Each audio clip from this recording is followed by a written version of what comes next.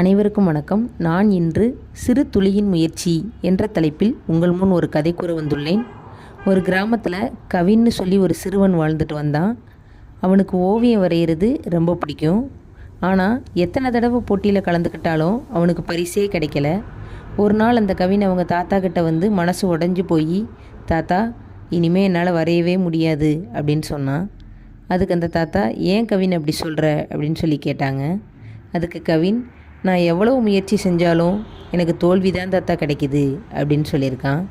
தாத்தா சிரிச்சுக்கிட்டேவும் அவன் அந்த வீட்டுக்கு பின்னாடி இருக்கிற ஒரு பெரிய பாறைக்கிட்ட கூட்டு போயிருக்காரு. அங்கே போய் நின்றுட்டு அந்த பாறைக்கு நடுவில் ஒரு பெரிய குழி இருந்திருக்குது. அதை கவினுக்கு காமிச்சு, கவின் இந்த குழி எப்படி வந்திருக்கும் தெரியுமா அப்படின்னு சொல்லி கேட்குறாரு. அதுக்கு கவின், தாத்தா யாராவது செதுக்கியிருப்பாங்க அப்படின்னு சொல்லி சொல்கிறான். அதுக்கு தாத்தா, இல்லை, ஒரு சொட்டு தண்ணீரால் தான் இந்த பெரிய குழி வந்துச்சு அப்படின்னு சொல்லி சொல்கிறாரு. உடனே கவின், ஒரு சொட்டு தண்ணீரால் இவ்வளோ பெரிய குழி வந்துச்சா, நம்ப முடியலையே தாத்தா அப்படின்னு சொல்லி சொல்கிறான். அதுக்கு தாத்தா, நான் சொல்கிறது உண்மைதான் கவின், அந்த பாறைக்கு பின்னால் இருக்கிற ஒரு பெரிய ஆலமரத்தை பாரு அப்படின்னு சொல்லி அந்த ஆலமரத்தை காமிச்சு, ஒவ்வொரு வருஷமும் மழை பெய்யும் போதெல்லாம் அந்த ஆலமரத்தோட கிளையிலிருந்து மழை தண்ணி சொட்டு சொட்டாகவும் இந்த பாறையோட ஒரே இடத்துல பல வருஷம் விழுந்துச்சு. இப்படி ஒரே இடத்துல பல வருஷம் துளி துளியாக தண்ணி விழுந்ததுனால இந்த கடினமான பாறையில் இந்த பெரிய குழி உருவாகிருச்சு அப்படின்னு சொல்லி சொல்கிறாரு. கவின் ஆச்சரியமாக பார்க்குறான். தாத்தா தொடர்ந்து சொன்னார், பாறை ரொம்ப வலிமையானது தான், தண்ணி ரொம்ப மென்மையானது தான், ஆனால் பாறையோட வலிமை வெற்றி பெறலை, தண்ணீரோட விடாமுயற்சி தான் வெற்றி பெற்றுச்சு. நீயும் இந்த தண்ணீர் துளி மாதிரி தான் கவின், தினமும் முயற்சி செய்யணும். இன்றைக்கி வரைகிற ஓவியம் நேற்று வரைஞ்சதை விட சிறப்பாக இருக்கணும், நாளைக்கு இன்னும் சிறப்பாக வரையணும், இதே மாதிரி தொடர்ந்து முயற்சி செஞ்சுக்கிட்டே இருக்கணும் அப்படின்னு சொல்லி சொன்னார்.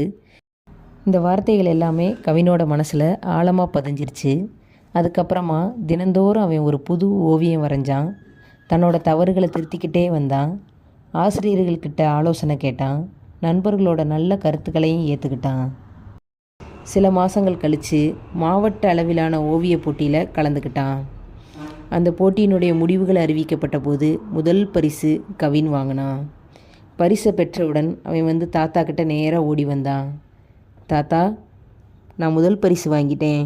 நீங்கள் சொன்ன மாதிரி அந்த பாறையில் குழி போட்டது தண்ணி கிடையாது, தண்ணியோட விடாமுயற்சி தான். அதே மாதிரி தான் என்னோட வெற்றிக்கு காரணமும் என்னோட தன்னம்பிக்கையும் தொடர்ந்த முயற்சியும் தான். நம்மக்கிட்ட திறமை இருந்தால் மட்டும் போதாது, விடாமுயற்சியும் தொடர் பயிற்சியும் தேவைங்கிறத நான் தெரிஞ்சுக்கிட்டேன் தாத்தா அப்படின்னு சொல்லி கவின் சொல்கிறான். தாத்தா ரொம்ப பெருமையோடு அவனை பார்த்து, ரொம்ப சந்தோஷம் கவின் அப்படின்னு சொல்கிறாங்க. அதனால் இளையோர்களாகிய நாமளும் நம்மளோட திறனை கண்டுபிடிச்சி அதை நாள்தோறும் மேம்படுத்தி விடாமுயற்சியோடு வாழ்வில் வெற்றி பெறுவோம். நன்றி.